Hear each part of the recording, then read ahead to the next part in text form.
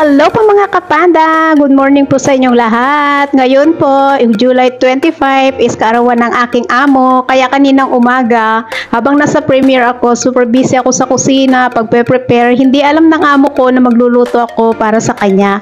Kasi nga, ngayon is kanyang kaarawan. Ngayon po mismo ang kanyang kaarawan. Kaya nung pagising niya, tuwang-tuwa po siya. Kasi po, wala po kaming cake ngayon. Gawa ng bawal sa aking amo. Gawa ng nagre-recover pa siya, no? Kaya yan. Ayan, pinagluto ko po siya, no? Kaya nga nung paggising niya, abay, tuwang-tuwa naman ang aking amo dahil nga hindi niya alam na nagluto ako para sa kanyang karawan. Sabi ko, ayan po, amo, nagluto po ako ng papahaba ng buhay. Tuwang-tuwa naman siya. Ayan.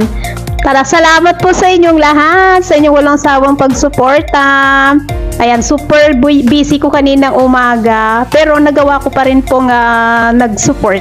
Ayan, thank you po and ingat. I love you all. God bless. Mama chup chup.